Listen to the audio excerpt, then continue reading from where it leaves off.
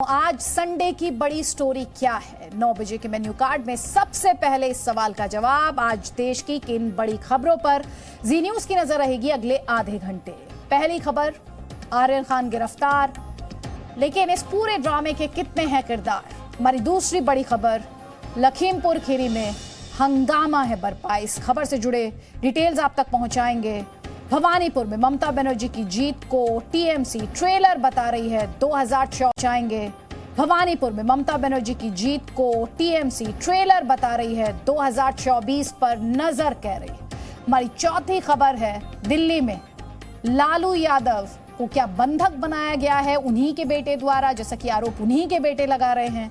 इससे जुड़े डिटेल्स भी और इन सवालों के जवाब भी आप तक पहुंचाएंगे।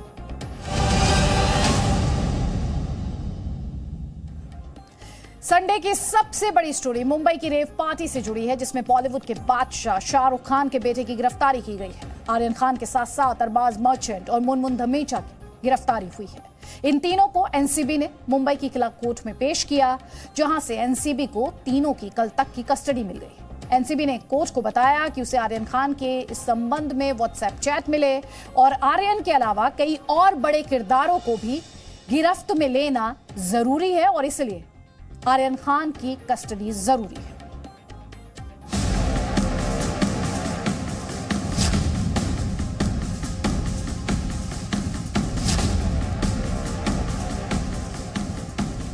आर्यन खान बॉलीवुड के बादशाह शाहरुख खान का बेटा, जो अब एनसीबी की गिरफ्त में है।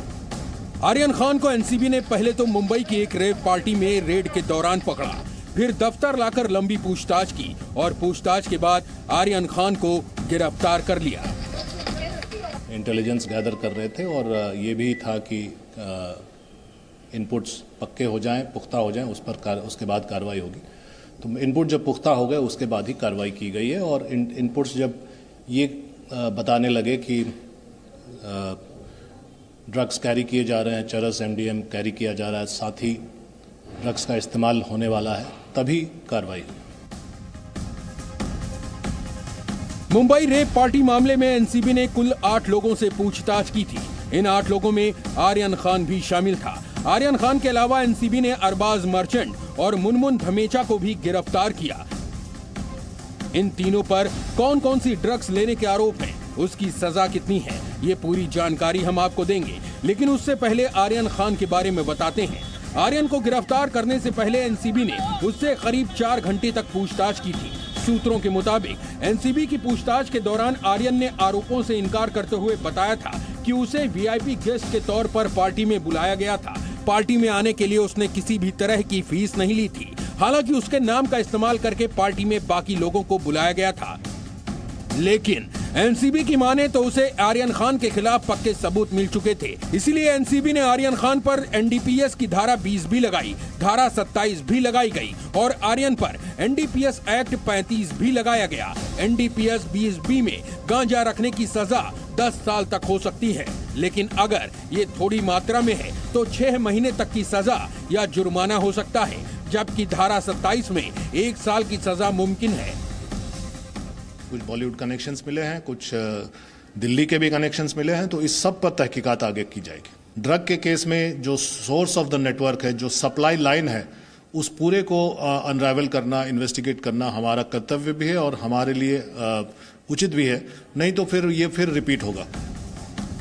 यहाँ पर यह भी जानना जरूरी है कि मुंबई की इस हाई प्रोफाइल रेप पार्टी में कितनी मात्रा में और किस तरह की ड्रग्स का इस्तेमाल हुआ था। तो एनसीबी के सूत्रों से हमें जो जानकारी मिली है, उसके मुताबिक आर्यन खान से इस रेप पार्टी में 13 ग्राम कोकीन, 5 ग्राम एमडी, 21 ग्राम चरस और एमडीएमए की 22 गोलियां बरामद हुई हैं। इसके अलावा एनसीबी को आर्यन खान के पास से 1,33,000 रुपए नकद भी बरामद हुए हैं। मुझे अंदेशा है कि इस केस में भी ऐसा होगा, क्योंकि इसमें जो पूछताछ में इनपुट्स आ रहे हैं या फिर जो मोबाइल फोन्स के खंगालने में जो इनपुट्स आएंगे, उस पर आगे की कार्रवाई होगी। आर्यन खान अगर एनसीबी की गिरफ्त में आए हैं तो उसके पीछे एनसीबी की तैयारी कितनी बड़ी थी, इसे आप एनसीबी के सूत्रों से मिली इस जानकारी से समझ सकते हैं।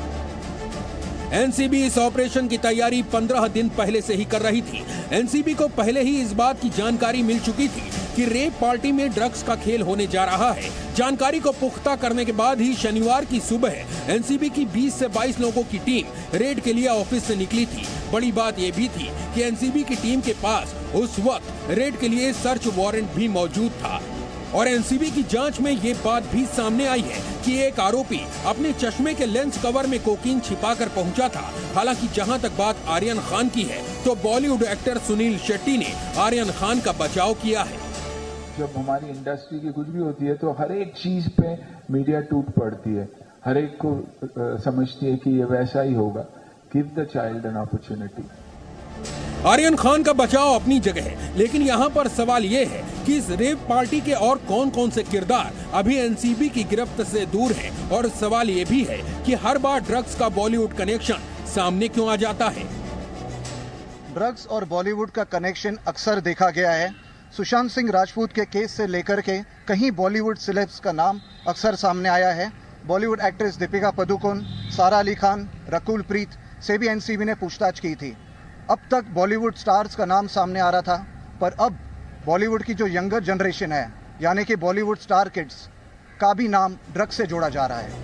मुंबई की इस रेव पार्टी के तार दिल्ली से भी जुड़ रहे हैं। एनसीबी को शक है कि दिल्ली के कुछ बड़े कारोबारी के बेटे बेटी भी इस रेव पार्टी में शामिल हुए थे, जिसको लेकर एनसीबी जांच कर रही है। इसके अलावा साउथ मुंबई के इलाकों में एनसीबी की रेड जारी है। जिन लोगों को पकड़ा गया है उनसे मिली जानकारी के बाद एनसीबी ये कार्रवाई कर रही है। साउथ मुंबई के अलावा मुंबई के आसपास के इलाकों में भी छापेमारी चल रही है। लेकिन आप देखिए कि मुंबई में नशे का ये पाताल लोग कितना गहरा है कि सुशांत सिंह राजपूत की मौत के बाद से एनसीबी ने लगातार कई एक्शन लिए, लेकिन इसके बाद भी मुंबई की इस नशीली दुनिया पर, नशे के इस धंधे पर पूर्ण विराम लगा पाना कितना मुश्किल हो रहा है। मुंबई से अंकुर त्यागी, अमित राम से और दिल्ली से जितेंद्र शर्मा के साथ ब्यूरो रिपोर्ट, जी मीडिया। और अपडेट आपके लिए है कि मुंबई रेव पार्टी मामले में 5 और आरोपियों की गिरफ्तारी हुई है, यानी इस मामले में अब सभी 8 आरोपियों को गिरफ्तार कर लिया गया है। आपको ये बता दें कि आर्यन खान समेत 3 आरोपियों को 1 दिन की एनसीबी कस्टडी में भी भेजा गया है। हालांकि 2 दिन की कस्टडी मांगी गई थी, लेकिन 1 दिन की एनसीबी कस्टडी में भेजा गया है।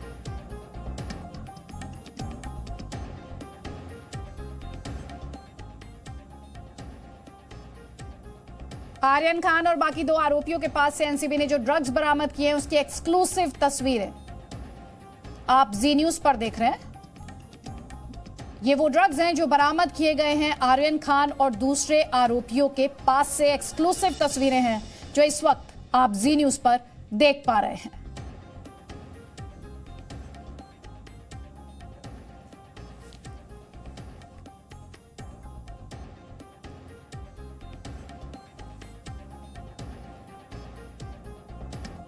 तो आपको बता देते हैं ये जो मेमो ऑफ अरेस्ट रहा उसमें किस बात का जिक्र किया गया था। उसमें जिक्र किया गया था 13 ग्राम कोकेन का, 5 ग्राम ऑफ एमडी का, 21 ग्राम चरस का जिक्र उसमें किया गया था। इसके अलावा 22 गोलियां 22 पिल्स ऑफ एमडीएमए का भी जिक्र किया गया और साथ ही 1,33,000 रुपए भी आर्यन खान के पास थे, ये कहा गया है मेमो ऑफ अरेस्ट में।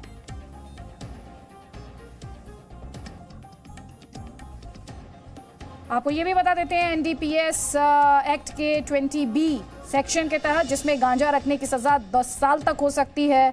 अगर इसकी क्वांटिटी कम हो यानी ये स्मॉल क्वांटिटी में हो तो 6 महीने तक की सजा या जुर्माना हो सकता है।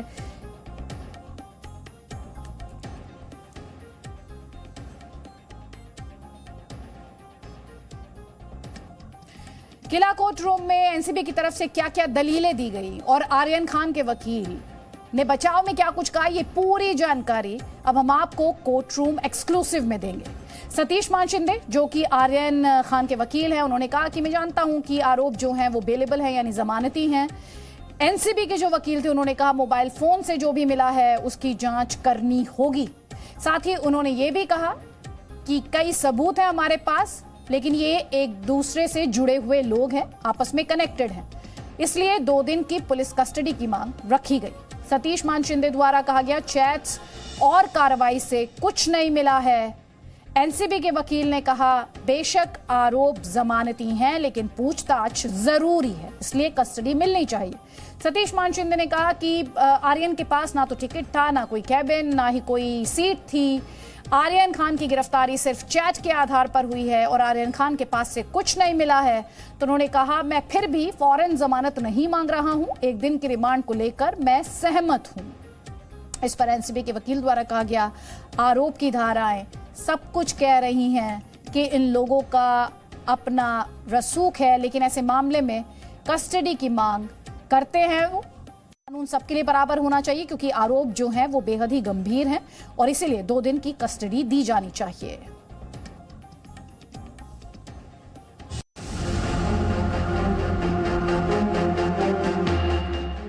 सने की दूसरी बड़ी स्टोरी उत्तर प्रदेश के लखीमपुर खीरी से आई है, जहां की घटना से उत्तर प्रदेश की सियासत में उबाल आ चुका है। लखीमपुर खीरी हिंसा को लेकर जी न्यूज से केंद्रीय गृह राज्य मंत्री अजय मिश्र ने बात की। उन्होंने ये दावा किया कि घटनास्थल पर उनके बेटे आशीष मिश्र तो मौजूद ही नहीं थे। उन्होंने हिंसा को सुनियोजित भी बताया। साथ ही उन्होंने ये भी दावा किया कि लखीमपुर की घटना में कुल 6 लोगों की मौत हुई है, जिनमें उपद्रवियों ने बीजेपी के 4 कार्यकर्ताओं को पीट पीट कर मार दिया। ये दावा अपनी जगह और सियासत भी अपनी जगह। लखीमपुर खीरी की घटना पर समाजवादी पार्टी से लेकर कांग्रेस और आम आदमी पार्टी तक ने उत्तर प्रदेश के योगी सरकार को घेरना शुरू कर दिया है।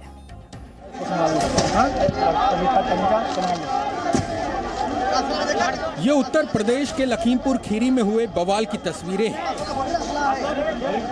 ये बवाल ऐसा है जिस पर माना जा रहा है कि यूपी की सियासत में अब उबाल आ चुका है।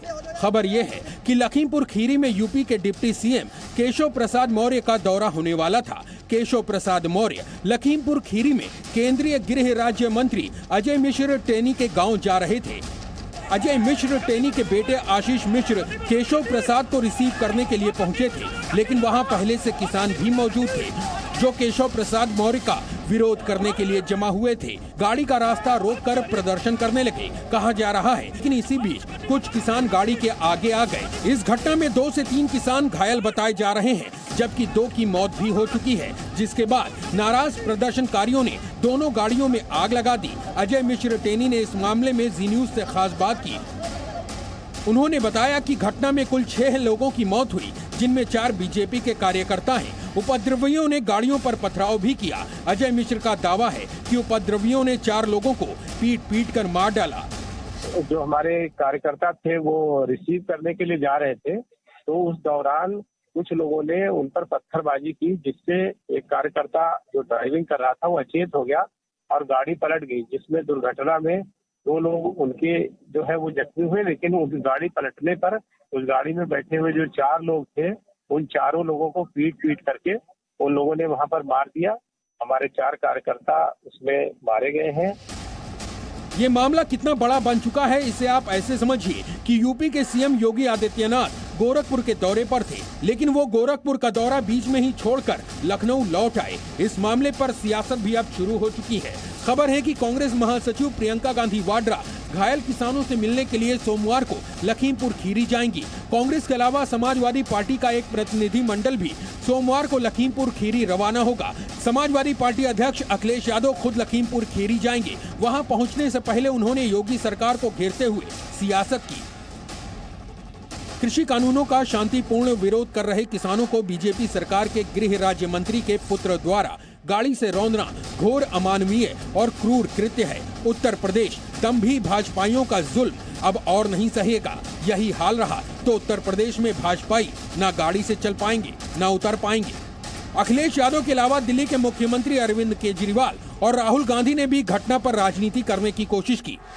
जो भी हुआ है वो अच्छा नहीं हुआ है। किसानों का अधिकार है, किसानों को के अधिकार को पूरे देश ने स्वीकार किया है। 1 साल से ज़्यादा हो गया उनसे किसी ने संवाद नहीं किया है और आज ये स्थिति बना दी है जो मैं समझता हूँ कि बड़ी क्रूर है। किसान नेता राकेश टिकैत ने भी इस मुद्दे पर बयान दिया। राकेश टिकैत सोमवार को लखीमपुर खीरी पहुंचेंगे। विशाल पांडे, जी मीडिया, लखनऊ। और आपको ये अपडेट दे दें कि इस वक्त हालात को देखते हुए इंटरनेट सेवा जो है उसे बंद कर दिया गया है, क्योंकि जिस तरीके से हिंसा देखी गई, जिस तरह से पूरा मामला सामने आया, उसके बाद चिंता बहुत ज़्यादा बढ़ गई। और खुद अजय मिश्र ये कह रहे हैं कि ये सुनियोजित हिंसा थी।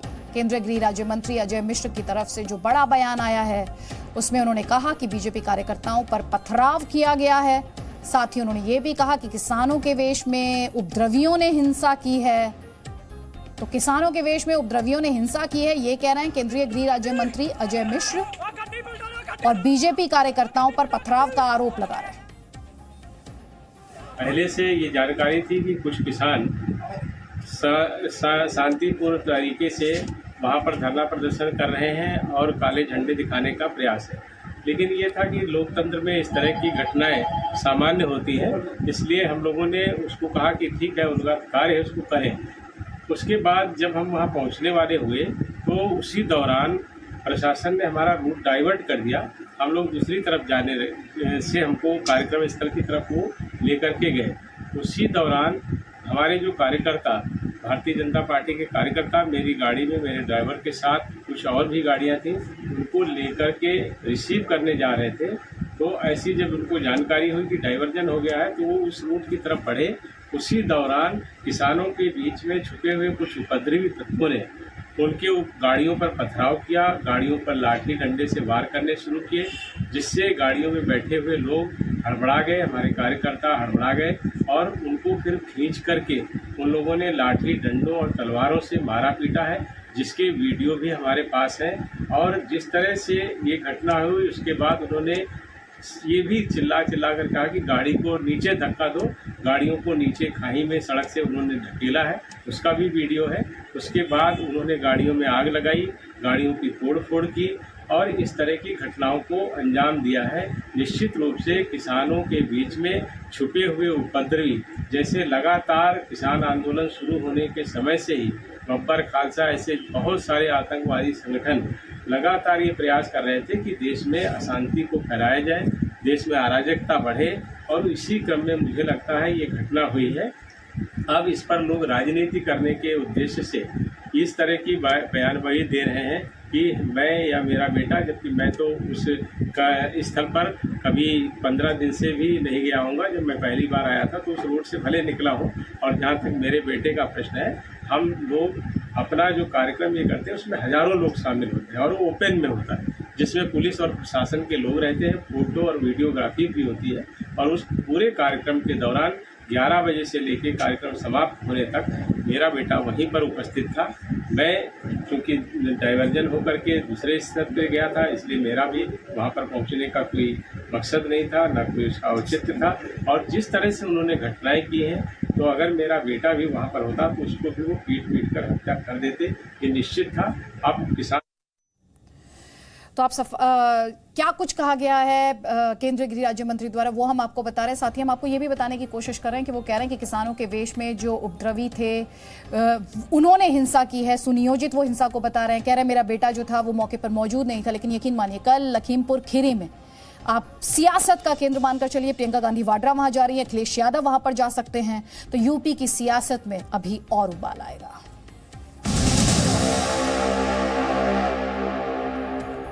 माई संडे की तीसरी बड़ी स्टोरी पश्चिम बंगाल की मुख्यमंत्री ममता बनर्जी की उपचुनाव में प्रचंड जीत से जुड़ी है। भवानीपुर ममता बनर्जी का गढ़ माना जाता है। भवानीपुर में हुए विधानसभा उपचुनाव में ममता बनर्जी ने बीजेपी उम्मीदवार प्रियंका टिब्रेवाल को रिकॉर्ड 58,000 से अधिक वोटों से हराया। ममता बनर्जी की इस प्रचंड जीत के बाद एक बार फिर बंगाल से लेकर दिल्ली तक सियासी गलियारे में ये चर्चा तेज है कि ममता बनर्जी के निशाने पर अब 2024 यानी 2024 है। क्या 2024 के लोकसभा चुनाव में ममता बनर्जी होंगी प्रधानमंत्री मोदी के सामने विपक्ष का सबसे बड़ा चेहरा?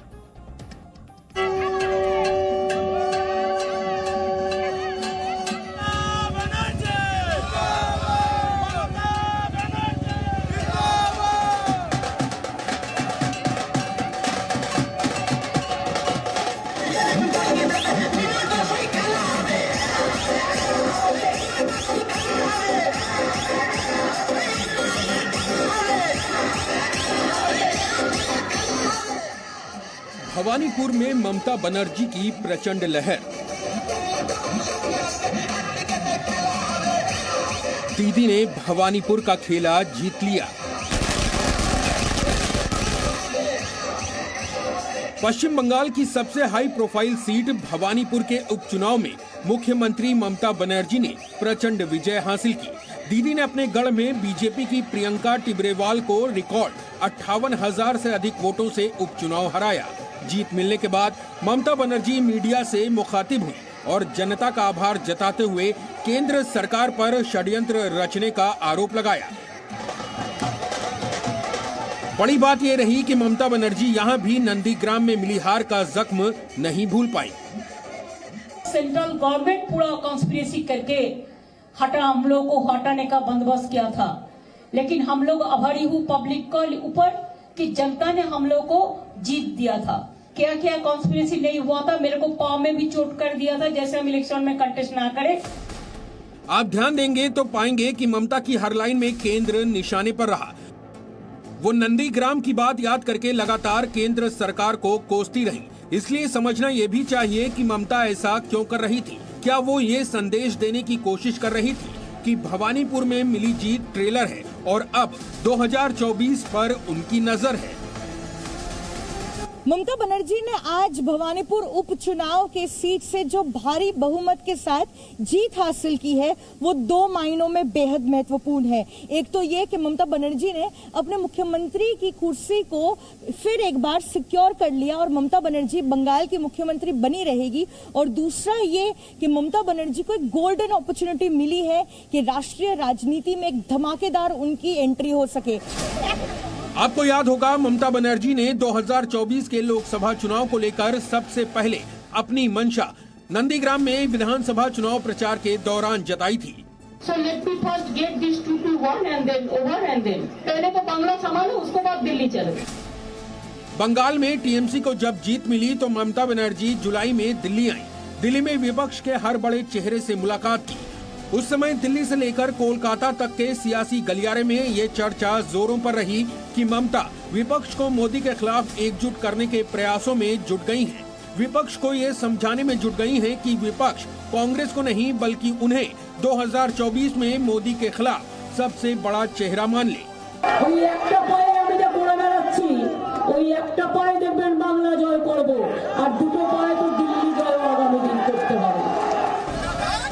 तब से देखें तो लगातार टीएमसी 2024 की इसी रणनीति पर आगे बढ़ रही है। ममता बनर्जी को लगातार राष्ट्रीय नेता के तौर पर प्रोजेक्ट कर रही है। हाल ही में इसके संकेत ममता बनर्जी के भतीजे अभिषेक बनर्जी के एक बयान से भी मिले। आगामी दिने तृणमूल कांग्रेस गोवाओ যাচ্ছে তৈরি থাকুন। প্রায় 3 মাস হলো দল আমাকে সর্বভারতীয় সাধারণ সম্পাদকের দায়িত্ব দিয়েছে। 3 মাসের মধ্যে এমন কোন রাজ্য বাকি নেই যেখান থেকে মানুষ এসে আমাদের সাথে কথা বলেনি, যেখানে লিখিতভাবে আমাদেরকে একমাত্র মমতা বন্দ্যোপাধ্যায় আর দিদি পারে নরেন্দ্র মোদীকে হারাতে। टीएमसी के सूत्रों से हमें जानकारी मिली है कि टीएमसी अब मिशन 2024 को देखते हुए हर उस राज्य में दस्तक देने जा रही है जहां विपक्ष के तौर पर कांग्रेस कमजोर स्थिति में है। इस रणनीति के तहत अभी टीएमसी की लिस्ट में त्रिपुरा और मेघालय जैसे राज्य सबसे ऊपर हैं और जहां तक बात गोवा की है तो टीएमसी ने गोवा में कांग्रेस के पूर्व सीएम को ही अपने पाले में कर लिया है। जहां एक तरफ तृणमूल कांग्रेस की नजर 2024 के लोकसभा चुनाव पर है, वहीं दूसरी ओर तृणमूल कांग्रेस की ओर से एक नई रणनीति ली गई है और वो क्या है? वो ये है कि जिन राज्यों में ऑपोजिशन पार्टी बेहद वीक है, उनकी स्थिति बेहद कमजोर है, फिर चाहे वहां पे कांग्रेस ही क्यों ना हो, वहां जाकर तृणमूल कांग्रेस एक स्ट्रांग ऑपोजिशन बनाने की कोशिश कर रही है। फिर चाहे बात करें हम त्रिपुरा की जहां पर लेफ्ट का ऑपोजिशन बेहद कमजोर है, या फिर गोवा की बात करें जहां पूर्व कांग्रेस नेताओं को अपने साथ ले रही है। टीएमसी देश में कांग्रेस का विकल्प बनना चाहती है, लेकिन इसके बाद भी सवाल कई हैं। क्या ममता बनर्जी बगैर कांग्रेस के विपक्ष को एकजुट करने में कामयाब हो पाएंगी? क्योंकि ऐसी नाकाम कोशिशें वो पहले भी कर चुकी हैं। और सबसे बड़ा सवाल ये भी है कि विपक्ष के साथ देने के बाद भी क्या ममता मोदी को टक्कर दे पाएंगी? कोलकाता से पूजा मेहता के साथ ब्यूरो रिपोर्ट, जी मीडिया।